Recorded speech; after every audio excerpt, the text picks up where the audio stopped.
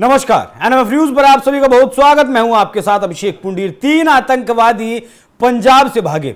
एक पुलिस चौकी पर ग्रेनेड से हमला करने के बाद वो पंजाब से भागे उत्तर प्रदेश में घुसे, शायद इस उम्मीद में कि पंजाब की पुलिस उन्हें ढूंढ नहीं पाएगी और वो बच जाएंगे। लेकिन योगी आदित्यनाथ के शासन में अपराध और अपराधी दोनों ही नहीं बचते हैं। पीलीभीत में तीनों आतंकवादियों का एनकाउंटर का ढेर कर दिया गया पंजाब पुलिस और उत्तर प्रदेश पुलिस के एक जॉइंट ऑपरेशन में।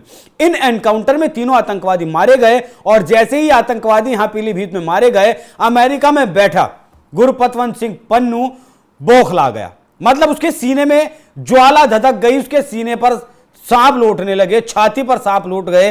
और इसका अब बदला लेने की बात पन्नू ने कही है, क्योंकि 13 जनवरी से महाकुंभ, 12 साल बाद जो कुंभ आता है, महाकुंभ 13 जनवरी से शुरू होने वाला है। और उसकी 3 जो मुख्य तारीखें हैं, मतलब जब मुख्य स्नान किया जाता है, उन 3 तारीखों पर पन्नू ने बदला लेने की धमकी दी है, टारगेट किया है मोदी और योगी को। क्या कर पाएगा या कुछ करेगा, क्या नहीं करेगा, इसी बात को समझाने के लिए मेरे साथ मौजूद है हमारे वरिष्ठ सहयोगी पंकज प्रसून। बहुत बहुत स्वागत है सर आपका।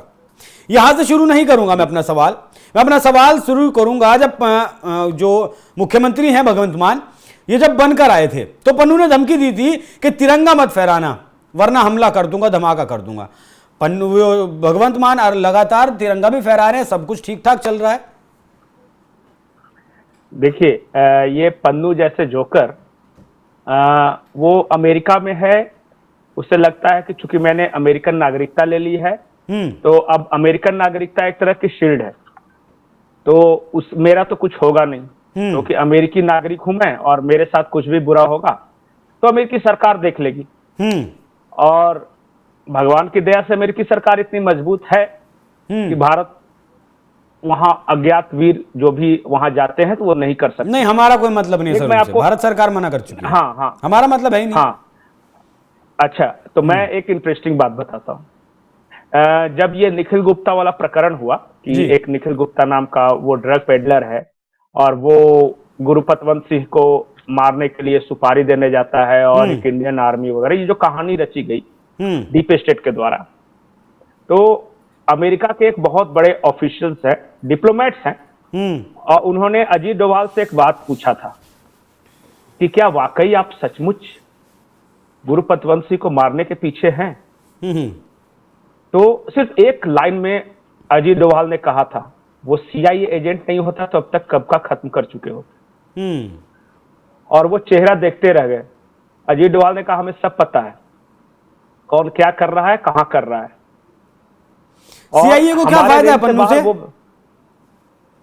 देखिए, क्या है ना कि जब यहाँ एक विपिन रावत थे, जो जनरल विपिन रावत, वो हमेशा बात करते थे कि 2.5 मोर्चों की लड़ाई है। हाँ। और ये मिशन K2 जो बोलते हैं ना, कश्मीर और खालिस्तान, ये K2, तो 2.5 मोर्चे में 2 मोर्चे तो वो बोलते थे, एक चाइना है, एक पाकिस्तान है और एक K2, और आधे मोर्चे की लड़ाई ये दोनों K2 था, या फिर इंटरनल जो भी स्ट्रिप्स हैं वो बोल सकते हैं। अब देखिए, खालिस्तान आंदोलन पंजाब से लगभग खत्म है, उसे रिवाइव करने की कोशिश हो रही है। देखिए, क्योंकि भारत जैसा देश है ना, अगर अंदरूनी मोर्चे पे बिल्कुल शांति स्थापित हो जाए तो ये तरक्की में किसी भी देश को पीछे छोड़ सकता है। तो इसे उलझाए रखना है।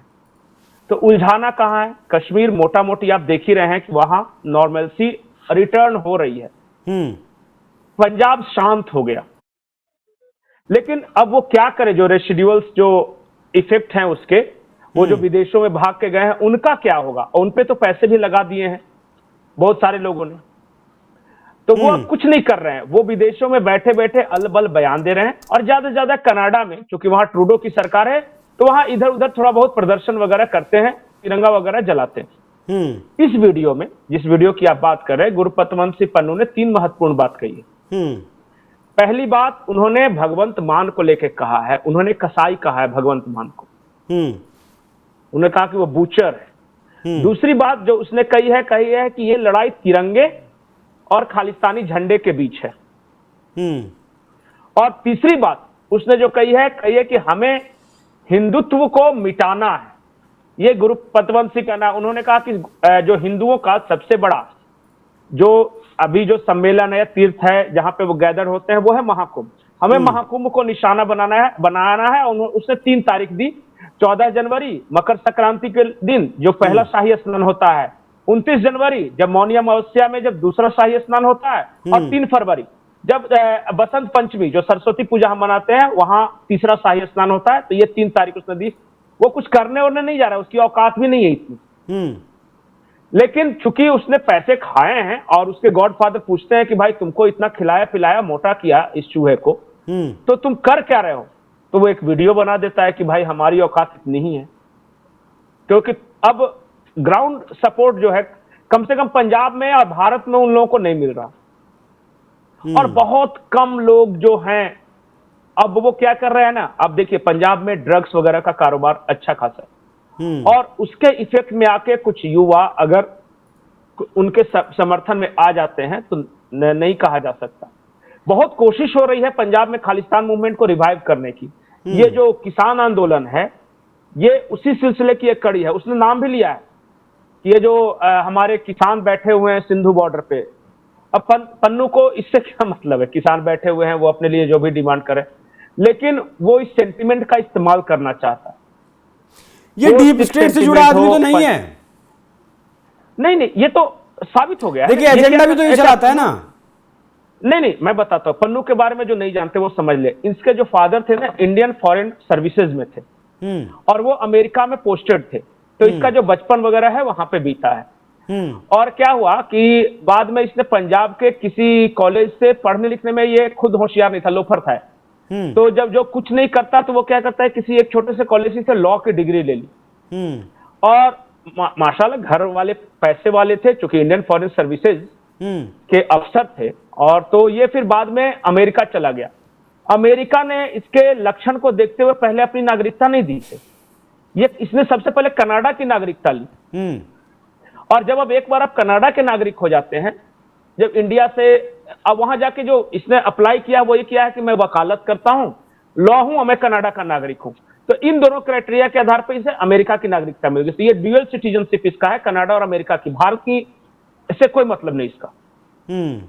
अब वो क्या किया, मैंने आपको शुरू में बताया कि ये लोफर था, ये पढ़ने लिखने में उतना होशियार नहीं था। लॉ अच्छा जो अच्छा करता तो यूपीएससी या फिर बढ़िया कुछ काम करता, तो इसने लॉ वहां की डिग्री लेके गया और वहां थोड़ा बहुत इसने प्रैक्टिस करने लगा।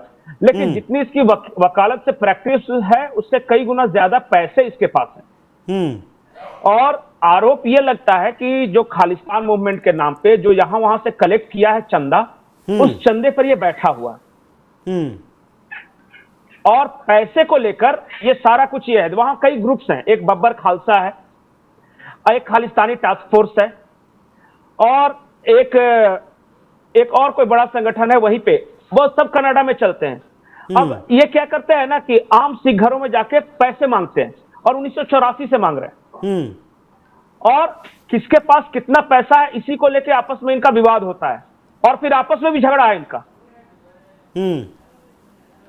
चलिए वहां नहीं जाएंगे पंकज जी, वो विषयांतर हो जाएगा, वहां नहीं जाएंगे। अब योगी मोदी को जिस तरीके से कुंभ के नाम पर धमकी दी है, 7 लेयर्स की सिक्योरिटी का एक प्रोसेस है, उसके बाद आप कुंभ का जो मेला है वहां एंटर कर सकते हैं। तो मुझे सीधे सीधे ये बता दीजिए बस कि पन्नू ने योगी आदित्यनाथ को धमकी देकर अपने जीवन की सबसे बड़ी गलती तो नहीं कर ली है। बस देखिए, मैं ये कह रहा हूं ना कि ये पन्नू जो है वो चूहा है। ये आज तक पंजाब में कुछ नहीं कर पाया, आप महाकुंभ में कह रहे हैं यूपी में आके। अच्छा बताइए, इसके जो खालिस्तानी टास्क फोर्स के जो है, जो भी इसके उग्रवादी हैं, आतंकी हैं, इसके पेरोल पे पलने वाले जो लोग हैं, उन्होंने क्या किया आज तक? टोटल मिला के पिछले 1 महीने में 3 अटैक हुए हैं पाकिस्तान में पुलिस स्टेशनों पर। उन तीनों अटैक में फुसकी बम थे, किसी को कुछ नहीं हुआ, पुलिस वालों को।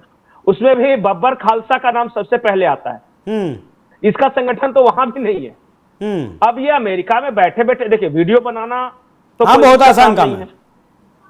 हाँ, वहां से वीडियो करता है, इंटरनेट पे डाल देता है, और हम कहते हैं पन्नू ये पन्नू वो। कुछ नहीं है। ये क्या करता है, वहां से पैसे चंदे के लिए ये बीच में कुछ ना कुछ करता रहता है। अच्छा, इसे चाहिए पैसा, बाकी और कुछ नहीं है इसको। नहीं, ये क्या करता है, वहां जो अमेरिका में बैठे सिख हैं या कनाडा में बैठे सिख हैं, उनसे पैसे लेना है और इसको ऐश की जिंदगी जीना है। अब ठीक इसके है। बदले कोई ऐसे यूं ही पैसे तो नहीं देगा। तो इसने क्या किया, बीच बीच में वीडियो वगैरह बनाते रहता है। अच्छा, इसने तो पिछले साल कहा था कि एयर इंडिया की फ्लाइट से ट्रेवल मत करो, उसमें विस्फोट हो जाएगा, कनिष्का जैसा धमाका हो जाएगा। ये हो गया, सब लोग ट्रेवल भी कर रहे हैं और कुछ हो भी नहीं रहा है। ये इसके 2-3 वीडियो पीछे देख लीजिए, वो सब पता चल जाएगा। अब ये कह रहा है, चूंकि जब भी कोई बड़ा इवेंट भारत में होता है ना, तो इसे लगता है कि हमारे रेलिवेंस बनी रहे। मीडिया सुर्खियों में रहना जानता है, मतलब है भारत में। देखिए, भारत में कुछ लोग हैं जो इसको कवर कर देते हैं, इसकी कोई औकात नहीं। अरे जानते कि नहीं, अरे इसमें किसी ने अटैक किया, वहां पर इसने वीडियो बनाया कि भारत की खुफिया एजेंसी रॉ ने मेरे पे अटैक करवाया और कहां से कोई ये ड्रग्स पेडलर है, ये वो कहानियां वानियां बना के उसने वकालत, खुद ही वकील है, और एक डाल दिया केस। ठीक है। अरे इसको, और ये डर के मारे पता है घर नहीं निकला, घर से नहीं निकला 2 महीने तक। ठीक है पंकज जी, ठीक है, ठीक है। सोचा कि सही में कहीं ना कहीं इस तरह के लोग बहुत मिलेंगे। अरे बहुत बहुत धन्यवाद आपका इस खबर को विस्तार देने के लिए। तो पन्नू, जब भी भारत में कोई बड़ा इवेंट होता है, धमकी तो वो जरूर देता है, लेकिन आज तक कर वो कुछ नहीं पाया है। पिछली जितनी भी साल, 2 साल, 3 साल, 4 साल की आप धमकियां उसकी उठाकर देख लीजिए, धमकी जरूर आई, लेकिन उसके बाद कुछ हुआ नहीं, क्योंकि उसकी औकात नहीं है कि भारत में वो कुछ कर सके। बाकी इस पूरी खबर पर क्या कुछ आपकी राय कमेंट कर में जरूर बताएं। धन्यवाद।